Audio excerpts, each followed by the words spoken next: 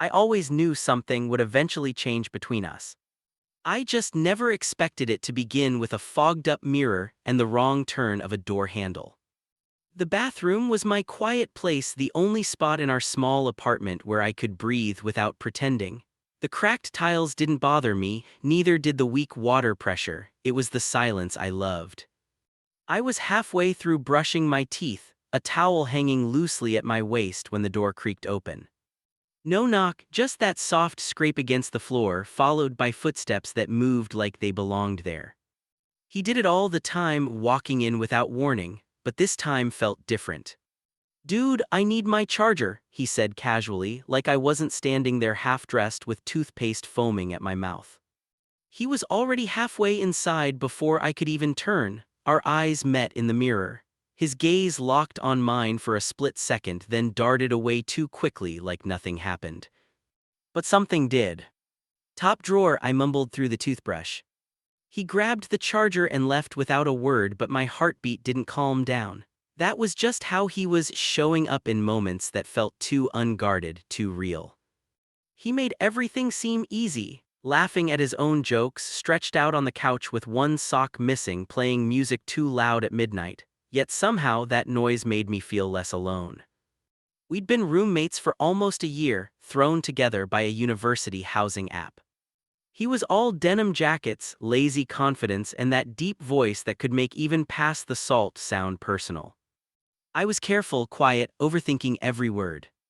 We shouldn't have worked, but we did. Late-night pizza runs, quiet mornings with coffee mugs, somewhere between friendship and something else, a gray space I kept falling into without meaning to. There were moments I couldn't forget, like the night he fell asleep beside me during a movie and never moved away.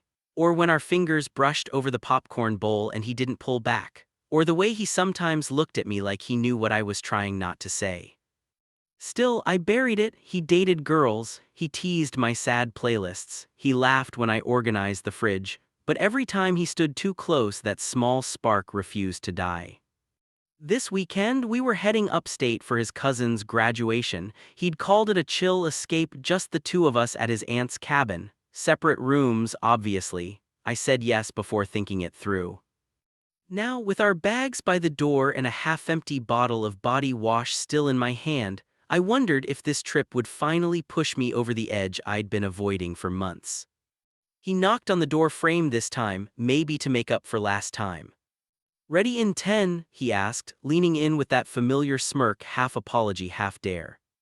"Yeah, just finishing up," I said, hoping my voice sounded steady. He disappeared again, and I stared at the mirror, wondering if it held any answers. Something was shifting. I could feel it in the way he looked at me, in how I'd stopped pretending not to care. The drive out of the city was warm, with sunlight streaking across the windshield. We argued about the playlist for 20 minutes before making peace, his loud anthems mixing with my softer songs. Like everything else between us, a push and pull that somehow balanced. He drummed on the steering wheel, singing badly to a song I secretly loved. His sunglasses slipped down his nose. "You know you're off-key, right?" I teased. "I'm not off-key," he grinned. "I'm expressive." I snorted, "Big difference." He laughed and I smiled at the window, pretending not to. The city faded into trees and open sky. That was us, playful jabs, inside jokes, and silences that never felt awkward. It was strange how naturally he'd fit into my life. I hadn't realized something was missing until he started filling the empty spaces. We met 10 months ago, me with a checklist, him late with a gas station coffee. I almost crossed him off until he noticed the graphic novel on my desk. He actually knew the author. That was it. That small spark started everything. Since then, we'd split groceries, synced laundry days, and fallen asleep on the same couch more nights than I admit. Somewhere along the way, I learned the way he tugged at his shirt when he was tired, and he learned that I tapped my pen 3 times before saying something uncertain. Little things, unspoken but almost intimate. The cabin came into view just after noon, wooden, a little crooked, smelling of pine and dust. He parked and groaned, stretching. "God, my back." "You sure you don't want me to drive back?" I offered. He raised a brow. "You said you don't trust me behind the wheel," in a loving way, right? I laughed and grabbed my bag. Inside, the place was cozy, 2 doors labeled for bedrooms, 2 rooms, I said. Yeah, about that, he started, not looking up. One's being renovated, ceiling issue, so we're sharing. I froze, you're kidding. He shrugged, 1 bed but it's huge, don't worry I don't snore. I've heard you snore, I said, maybe too quickly. He grinned, but when I opened the door my throat tightened. 1 bed, sunlight spilling through the window, the smell of pine drifting in. The room felt small, close. I can sleep on the floor, I offered, though I already knew I didn't want to. He leaned against the doorway, arms crossed, watching me, not teasing this time, just quiet, steady. Hey, he said softly. And for a moment I couldn't breathe. Something between us was about to change, and we both knew it. We'll make it work, he said with a grin, unless you're scared you'll roll over and cuddle me in your sleep or something. I forced a laugh, as if. But the way his lips curved told me he wasn't entirely joking. The rest of the day carried that same strange rhythm, comfort wrapped in awareness. We unpacked, ate chips on the porch, and failed miserably at skipping stones across the lake. I took photos of the trees while he posed dramatically in front of them, pretending to be a model. He made me laugh harder than I wanted to admit. And yet, beneath all the noise, something quiet hummed, that constant awareness of how close he was. How easy it would be to reach out and touch him. And how dangerous that thought had become. That night, we got ready for bed in the tiny bathroom, sharing one sink. He stood beside me, brushing his teeth, shirtless, hair damp from his shower. Our shoulders bumped once, then again. Move over, I mumbled. I'm literally on the edge, you take up more space than humanly possible. He smirked, spitting into the sink. You're tense. No, I'm not. You are. You do that thing where your jaw tightens. You only do it when you're anxious or when you're about to say something you don't want to. I looked at him, startled. You notice that? He shrugged. You notice when I pull at my collar, don't you? My chest tightened. I stared at the sink. Yeah, I said softly, I guess I do. He looked at me in the mirror, his eyes steady. You're not that hard to read, you just think you are. I didn't know what to say to that, so I didn't. We crawled into bed on opposite sides. The mattress was firm, the air quiet except for the rustle of leaves outside and the slow rhythm of our breathing. He lay on his back, hands behind his head, staring at the ceiling. You good? He asked after a while. Yeah, I said. But I was not really, because every inch of space between us felt like a lie. And part of me wondered if he felt it too. The next morning, we set out to hike the trail around the lake. Mostly because he wouldn't stop teasing me about needing real fresh air before my city lungs gave up. I packed water and snacks while he filled a small day pack, tossing a banana at me like we were heading off on an expedition. The trail started wide and easy, sunlight streaming through tall trees, the ground soft with moss. We fell into step naturally, him slightly ahead, glancing back with a smirk whenever I stopped to take pictures. You always do that, he said, nodding at my phone. Take a photo, stare at it, then take another from the same angle. I like finding the right frame. He sighed dramatically, so artistic, so tortured. Shut up, I said, but I couldn't hide my smile. That was us, easy teasing, easy silence. But today something felt different. Maybe it was the way he grabbed my wrist to pull me along when I slowed down, his touch warm and casual, but impossible to ignore. Maybe it was how I caught myself watching the shift of his shoulders under his shirt, or the way the back of his neck flushed when he laughed too hard. Or maybe it was just that no matter how much I told myself we were only friends, every part of me wanted more. We reached a rocky overlook halfway through. The view stretched wide, endless trees, the lake glinting in the distance, sky open and still.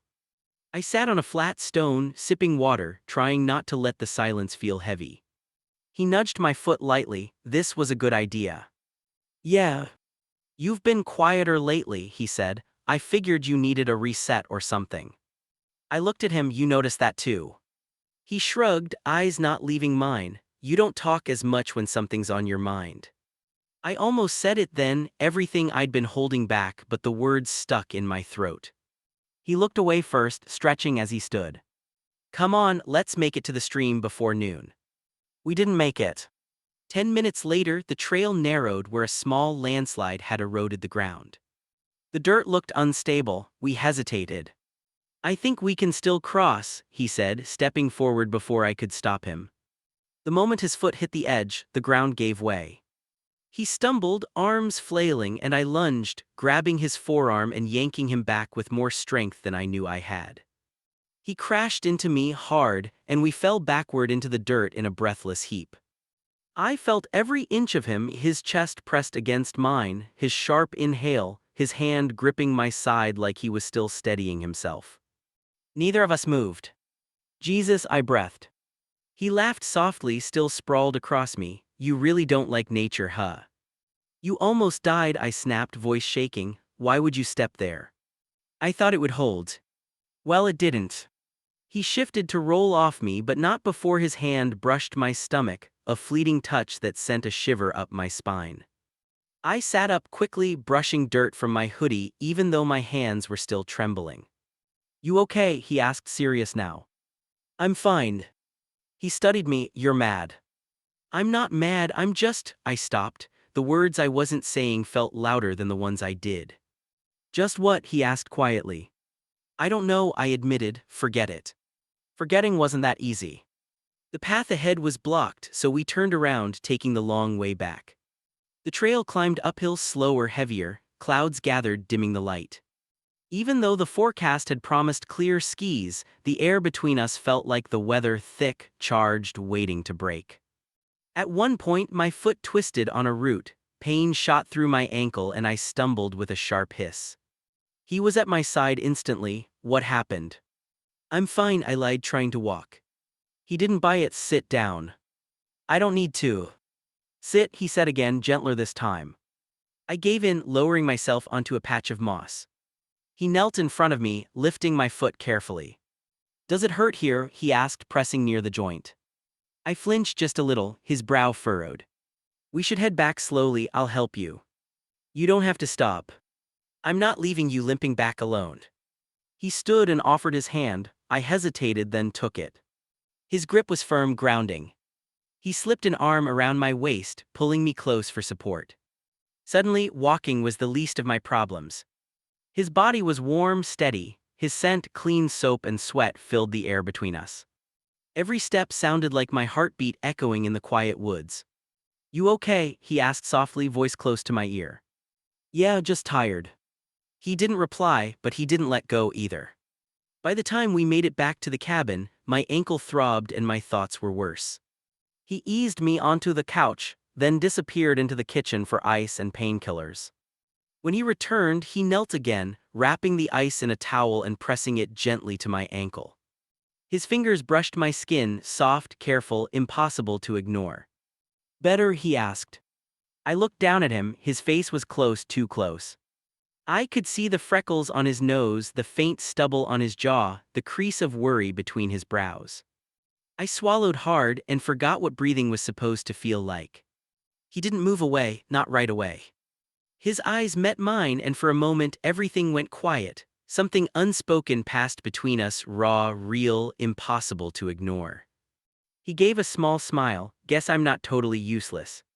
You never were, I said, softer than I meant to. We stayed there a heartbeat too long, his hand still near my leg, his gaze steady. The silence said more than words ever could. Something had shifted, and we both knew it. By the time the sun dipped behind the trees, the cabin glowed gold and shadow. I sat on the couch, pretending to scroll my phone while he made dinner, mac and cheese and leftover chicken. He leaned on the counter, watching me quietly, or maybe studying me. Lately, he'd been doing that more, looking at me like he was trying to solve a puzzle. Want me to bring your plate? He asked. Sure, I said, though I wasn't hungry. I watched him move the slope of his shoulders, the way he looked at me when he thought I wasn't looking back. The air between us had changed. Every glance, every silence carried something heavier. After dinner, he grabbed 2 beers and nodded toward the back door. Come out for a sec, it's clear now. Outside, the air was crisp and smelled of pine. Stars stretched above us, quiet and endless. We stood side by side, not talking, just breathing. I thought you were mad earlier, he said. I was just scared. Scared you'd get hurt. Scared something would happen and I wouldn't know what to do with it. He looked at me, eyes soft, uncertain. You've been acting different. So have you. I set my beer down, my hands trembling slightly. You've been watching me more, touching me more, like you're trying to say something. He didn't deny it, his silence was enough. Why? I whispered. He took a breath. Because I'm confused, because I've been feeling something and trying not to, and I don't know what that means. My chest tightened. You're not the only one. His eyes lifted. You feel it too. I have for a while, I just didn't want to ruin anything. He dragged a hand through his hair. I've never felt this way about a guy before. I know, I said, but I don't think it's wrong. He swallowed hard. You went quiet earlier and it scared me, like I was losing something I didn't realize mattered this much. You never lost me, I said. He stepped closer, voice low. I think about you more than I should. The little things, how you bite your lip when you think, how you talk in your sleep when you're stressed. I keep finding excuses to be near you. That's not stupid, I said. It feels like it should be, he murmured. Because this wasn't supposed to happen. You're my friend, my safe place, and now I can't stop wondering what it would feel like to. He trailed off, eyes flicking to my lips. Is that okay to say? Yeah, I whispered, it's okay. He hesitated. What do we do with this? We stop pretending it's not there. He searched my face, afraid to move too fast. I don't want to mess this up, he said. You won't. When I brushed my fingers against his breath hitched. Then we figure it out together. He stepped closer until his forehead rested against mine. I'm scared, he whispered. Me too, I said, but I still want to try. And then he kissed me. It wasn't perfect, it was hesitant, careful, but it was real. The world tilted, and for a moment it felt like everything finally made sense. When we pulled apart, breathless and smiling, he laughed softly. God, I've wanted to do that all day. Then what took you so long? I was waiting for a sign. You didn't need one, I whispered. I've been here the whole time. He kissed me again, slower, certain, and under the quiet stars I knew everything had changed. We weren't just friends anymore, we were something more, and for the first time in a long time that didn't scare me. It felt like coming home. It wasn't about a guy, not about anyone really. I turned to him, heart thudding. Does that scare you? He thought for a moment, then nodded softly. Yeah, but not enough to stop. That made me smile. I squeezed his hand. I've been scared too, I admitted. Scared that saying something would ruin everything, but not saying anything started to hurt more. He looked at me like he understood exactly what I meant. I don't want to go back to how things were before. Me neither. He shifted closer, pulling my hand into his lap. So what now? I shrugged, but my smile didn't fade. Now we figure it out slowly together. You always say that, he said, smiling. I like it. I mean it. I know. Then he lifted my hand and pressed a soft kiss to the back of it. My heart stuttered. That small, quiet gesture felt even more intimate than the kiss itself. The space between us had changed, open, fragile, but somehow safer than ever. People might be surprised, he said after a pause. Us, I asked. Yeah, he smiled, but they'll get over it. You're kind of fearless, you know that. Only when I'm with you. That made him laugh, really laugh, the kind that crinkled the corners of his eyes. He looked at me for a long moment, his expression soft. Can I tell you something kind of embarrassing? I raised an eyebrow. You just kissed me under the stars, go ahead. He scratched the back of his neck, a little sheepish. Last month I almost told you how I felt. You fell asleep on the couch during that dumb sci-fi movie and I remember thinking, this is it. This is the person I want to fall asleep next to for a long time. I stared at him. Why didn't you say something then? He shrugged lightly. Because you looked peaceful and I was terrified. I leaned my head on his shoulder. You should have said it. Yeah, he said softly, but I think I like the way it happened better. Me too. The fire crackled low in the corner. I shifted so my head rested in his lap and he didn't hesitate. His fingers slid gently through my hair, slow and careful. What happens when we go back? He asked after a while. Real life, friends, family, all of it. We take it one step at a time, I said. No pressure, just honesty. He nodded quietly. I don't want to be confused anymore. Then don't be, I whispered. You want this right. He looked down at me, eyes bright. I do, I said, and somehow that was all either of us needed. We didn't have all the answers, there would be awkward moments and hard conversations, but right then none of it mattered. His thumb tracing slow circles on my shoulder, our breaths falling in sync, it was enough. We didn't need perfect, we just needed this. The next morning. The morning came soft and slow, not awkward, just quiet, like the world had paused, giving us a little more time before everything began again. Sunlight painted gold stripes across the cabin walls. I lay on the couch, blanket half draped over me. He sat on the floor by my feet, back against the couch, coffee in hand. We didn't speak. It wasn't the silence of uncertainty, just the kind that doesn't need words.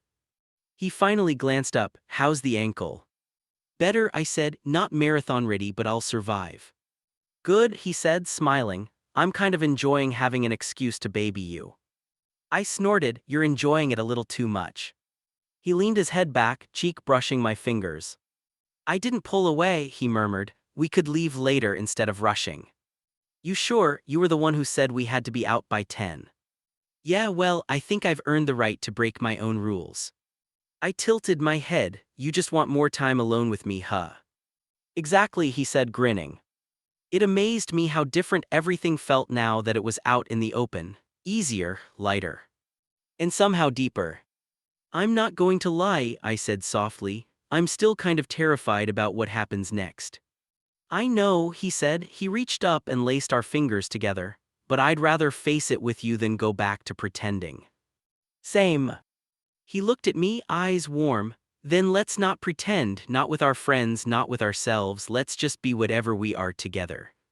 A quiet settled between us, the kind that felt like a promise. We packed slowly, not because we had to, but because neither of us wanted to rush the end. Folding blankets, brushing crumbs off the counter, sliding our bags into the car, it all felt like part of something bigger. The end of one chapter, the start of another.